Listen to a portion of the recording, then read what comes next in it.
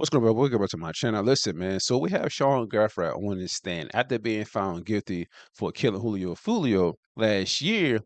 He was one of the first people I think that would took the stand today and tried to persuade a jury to just give him life in prison and not the death penalty. Because I think all these guys are going to get life, and where they all get a death penalty, I'm not sure.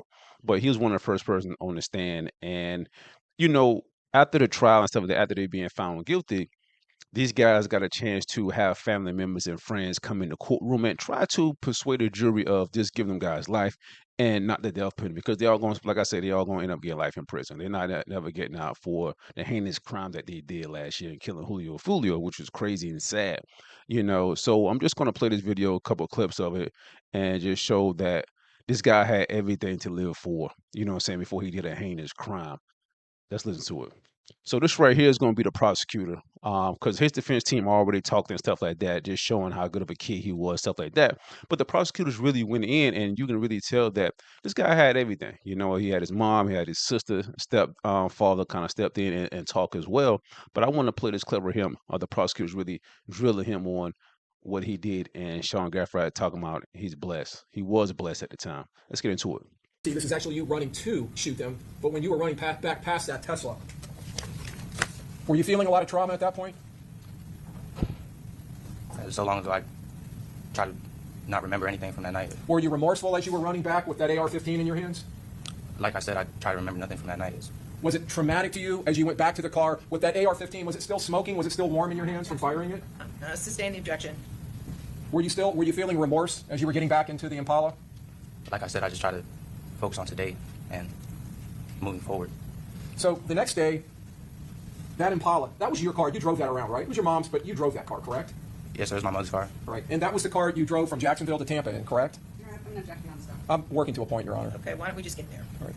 So this car, this Impala that you drove from Jacksonville to Tampa in with Mr. Chance and Miss Andrews, the one that you drove in tandem with the Silver Cruise, the same car that you utilized to drive the assault team, the shooting team, which you were a part of that night. That same car that you drove around Tampa in the early morning hours for several hours, tracking, stalking, and hunting Charles Jones and his entourage. Sustained. That same Impala, you drove that to Polk County the next day, and you dropped it at your grandmother's house, right? The same grandmother who came in here last night and testified for you, correct? Overruled. Go ahead. You can answer that question. Isn't that correct? What is the question? You dropped the Impala, the one that had all of these shooters in it, the one that was utilized in this murder, that was such a vital cog in this plan. You dropped it at your grandmother's house in Auburndale, didn't you? I'm here to testify about today. Are you going to answer that question, or are you going to avoid it? Because that's not what I asked what you were doing here today. I think we all understand what you're here to do today, what you're testifying about. I'm asking you specifically about your remorse. Were you remorseful when you dropped that car off and left it at your grandmother's house in Auburndale? I did go to my grandmother's house. Were you feeling remorse when you hugged her and got into the 4Runner and left her with the Impala after you wiped it down? Sir, I'm just telling you that today. So they got Sean Gathright on video, you know what I mean, driving the black Impala, and he went to his grandma's house and he wiped the car down, whatever, the prints and stuff like that. He wiped it down, and the crazy thing is, man, the sad thing is, like, after they killed Julio Foolio, after he did that, you can hear the prosecutor right there saying that you hugged your grandma. You know what I'm saying? Like, you hugged a family member. And Julio Foolio can't hug nobody because he's dead at this point. So that right there is a very crazy moment right there, asking this guy, like, you hug your grandma at the end, after you don't wipe down the evidence, after you use that car to kill Julio Foolio. Wow, man, this is wow. I would like to express my remorse to the I family and to the understand. court. I understand what you're trying to do today. I'm asking you, since you're trying to convince this jury that you're remorseful, were you feeling remorse that next day or later that day? I don't remember these days in detail, how I was feeling, what I was thinking. What about later that night when you went to Orlando? Were you feeling remorse when you were out partying at Club Parlay, celebrating what you had done that day? That was my sister's birthday party. What did you feel any remorse while you were drinking Don Julio tequila and putting that in your video and throwing gang signs? I'm here Did to you feel remorse testify then? about today, sir. We've all seen the evidence. We've all reviewed everything. Mr. Chance, it's not time for you now to make speeches. You've politely answered your counsel's questions. Wow. Can you not answer the state's questions? Is there something about my question you don't understand? I was getting to I'm it. sorry, Mr. Gathright. I called you Mr. Chance. Excuse me. I was getting to my answer. Like I said, I've seen all the evidence. Well, we've all seen all the evidence, Yes, right? sir. That's true. And after all that evidence came in, and this jury based their true verdict on that, convicting you, now you're taking accountability? Is that correct? Sustain the objection. I think the question on the table was remorse about, It is, Your Honor. You just need to answer that question. So I'm going to ask you very specifically, okay? So try to focus with the laser beam here, Mr. Gathright. Were you feeling remorse when you were in Club Parlay in Orlando drinking Don Julio? Were you feeling remorse for what you did earlier that day? I don't remember how I was feeling or what I was thinking. Were you feeling remorse when you got pulled over in the 4Runner a couple of days later by the police? I don't remember. I was nervous. I mean, I had never been involved in any police. Were you feeling remorse when you were unloading the Impala and putting all of that evidence into the 4Runner? Did you feel remorse? Sorry, I told you I don't remember how I was feeling or what I was thinking in those days. Mr. Gathright, you have led, you would agree with me, an extremely privileged life, haven't you? Yes, sir. You would agree with that, correct? I would. You've had a loving mother, correct? Yes, sir. A loving sister, correct? Yes, sir. You've had 2 wonderful grandmothers, correct? Yes, sir. You would agree with me, right? I couldn't deny that. One of which, probably, I'm assuming, sacrificed and paid for you to go to that private school, that preparatory school, correct? It wasn't paid. It was a magnet program, so I had to apply, and it was a lottery system. It was a lottery system. Okay, so it was a magnet. Yes, sir. All right. She supported you going there, did she not? Everybody did. Gave you open use of her house, welcomed you, treated you, and parented you, basically, didn't she? Yes, sir. Took care of you when your parents were deployed, correct? So this guy went to a private school, and he want to be a criminal. He want to be a shooter. Yo, this is wow. Yes, sir. At the time, I was living with my grandmother.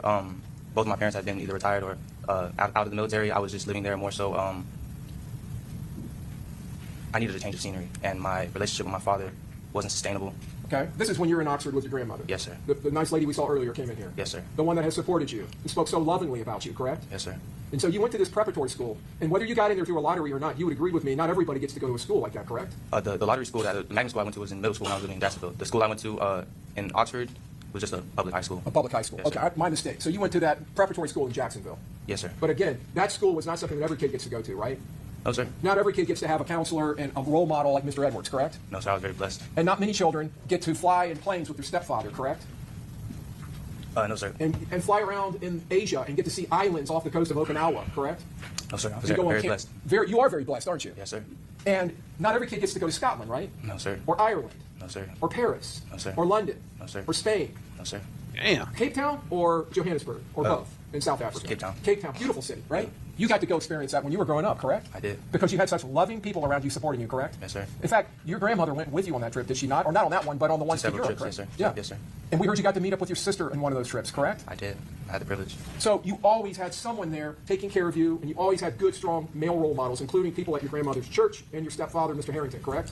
I had male role models in my life growing up, but in my more formative years, more so 16 to 18, I did not have a relationship with my father, and the male role models that came and testified, they were present but not intimately as whenever I was younger, maybe middle school years. But when I turned around 16 to 18, it was the females that actually had that caregiving and nurturing relationship with me. But Thank you for clarifying that. I appreciate it. yes, So, sir. Towards the more recent years, I didn't have that one-on-one and very close relationship with those male role models in my life. You heard my stepfather say after the divorce. I did hear that, Mr. Chance. Let me stop you, okay, and Gathright. we'll go back to my question. I'm sorry? Mr. Gathright. I'm sorry. I keep calling you that, Mr. Gathright. Let me go back to what you said earlier. Between 16 and So that right there in the red is his mom, and I think the white lady right there, I think that's his grandma, or one of them, I think. 18, you didn't have a male role model? Is that what you're telling the jury? I'm not saying I didn't have any male role models, but day to day, young men need strong. That's not what I influence. asked. I asked if you had a male role model between 16 and 18. I had a figure that I could go to, but not intimately. Mr. Edwards, right? Yes, sir. He had stayed in contact with you even when you graduated into high school, correct? Yes, sir. We definitely maintained a relationship, but And he it seemed was. to be pretty enthusiastic about that, right? Yes, sir. In Yes, sir. fact, you went on a cruise with him at some point, did you not? Yeah, when I was younger, yes, we had a very close relationship. And then from what you're saying, if I understand it right, the females, I'm assuming you're talking about your grandmothers and your mom, stepped into the gap? Yes, sir. Yes, sir. It was grandmother's, mother, sister. Those So are my- those let me are my parents. see if I got this right. When you were being brought up, and you were being brought up by a mother who was enlisted or an officer in the military, an officer, wasn't she? I don't know exactly what her rank is. I know she was a sergeant. But in the Marine Corps. Yes, sir. She was in the Marine Corps. All right. And then you had a stepfather who was in the Air Force, right? Yeah, he was. Yeah, he was. From the time you were 3 all the way up to when they divorced in 2020. Yes, sir. All right. They taught you right from wrong, correct?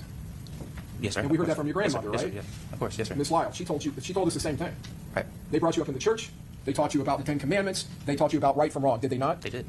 All right. And they were excellent role models about living your life in a disciplined, honest, and right way, correct? And being law-abiding, correct? they really didn't have to worry about me. You know, I Well, let me just answer my question. Would you agree with what I'm telling you? That they were excellent role models of how to live a moral life? yes, sir. They definitely instilled the foundation. May I have one moment, Your Honor? Yes. I have nothing else, Your Honor. Okay, be right. So that right there was Sean Gathright, man, being kind of prosecuted by the prosecutor right there. This guy had almost everything. Even though he said his real father wasn't in his life at that, he still had his stepfather. And after they got a divorce, kind of left or whatever, and he had his mom and sister and stuff like that. His stepfather took him to many, many countries to visit, seeing different things, enjoying different life and lifestyle, different coaches and stuff like that. A lot of people, even myself, I didn't never been to Asia, I never been to Cape Town, I never been in a lot of other countries, you know what I'm saying? So him having that, I don't want to say privilege, but that experience should have been like a great, great experience, to really understand life and coaches and stuff like that. Because this kid, he's still a kid, he's 20 years old. Now it's like, you know what? You about to spend the rest of your life in prison for doing a heinous, stupid crime. This guy didn't. I don't even think Julio Foolio was ever dissing him or really had beef with him. I think he was just kind of joining in and doing this crime. And it's wild and it's sad, but then again, it's like, are we really surprised? As in, what he's doing right now, being on the stand and trying to feel some kind of guilt or whatever. If I were him, I would have been boohoo crying on the stand. I boohoo crying because, like, I don't want the death penalty. I really don't even want life. I really don't even want to be in prison. But you all going to prison, and will he get the death penalty or life in prison? I'm not sure. Most likely he will get life. I think all of them guys gonna get life, like I said in the beginning of this video. But just seeing this kid right here, I think he was the one out of all of them that really, really could have had a good future. And growing up, you can kind of tell certain kids that got everything. They got the mom, they got the dad, they got the house, you can get any shoe you want, any game you want. But it seems these kids got everything. These guys they want to show people that they're not soft, they thuggers, they you know what I'm saying, they're hardcore, whatever. Just because I live a privileged life, that don't mean I'm soft. I can do this. You know what I mean? Instead of just staying out the streets and stuff like that. You know what I mean? Just being true to yourself. So seeing this right here is pretty wild. This guy had everything. Now he's going to prison, man, which is crazy. But listen, that's all I got for now. Y'all tell me what y'all think about this whole situation, yo. Don't forget to like, subscribe.